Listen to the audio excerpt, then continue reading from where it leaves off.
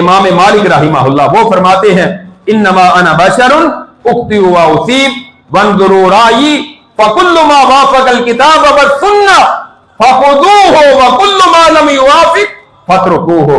فرماتے ہیں لوگوں میں بشر ہوں. امام مالک مدینہ کے سب سے بڑے امام تھے. اللہ کے رسول کی مسند پہ وہاں بیٹھ کر مسجد نبوی میں درس دیتے. کہتے ہیں لوگوں میں انسان ہوں اور مجھ سے بعض باتیں صحیح بھی ہوتی ہیں بعض غلط بھی ہو جاتی ہیں. ہر وہ بات جو اللہ کی کتاب اور سنت کے مطابق ہو اس کو لے لو, اختیار کرو, اور ہر وہ بات جو اللہ کی کتاب کے خلاف اگر مجھ سے ہو جائے یا سنت کے خلاف ہو جائے تو فاترکوہ اس کو چھوڑ دو.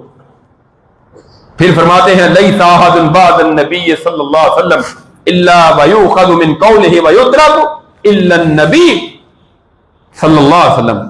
کہنے لگے نبی صلی اللہ علیہ وسلم کے بعد کوئی بندہ ایسا نہیں جس کی ہر بات کو قبول کیا جائے گا. ہر ایک کی بات کو لیا بھی جا سکتا ہے چھوڑا بھی جا سکتا ہے سوائے مدینے والے کے. دوسری روایت میں ہے کہ آپ کی قبر کی طرف اشارہ کر کہنے لگے مسجد نبوی میں بیٹھے تھے سامنے آپ کی قبر ہے. کہنے لگے اس قبر کے علاوہ قبر والے کے علاوہ کوئی اور انسان ہے ہی نہیں جس کی ہر بات کو قبول کرنا ضروری اور لازمی ہو. صرف یہ قبر والے مدینے والے مصطفیٰ تھے جن کی ہر بات کو اختیار کرنا لازمی تھا. باقی ہر ایک کی بات کو دیکھا جائے گا وہ کتاب و سنت کے مطابق ہے اس کو لے لیں, کتاب و سنت کے خلاف ہے اس کو چھوڑ دیں.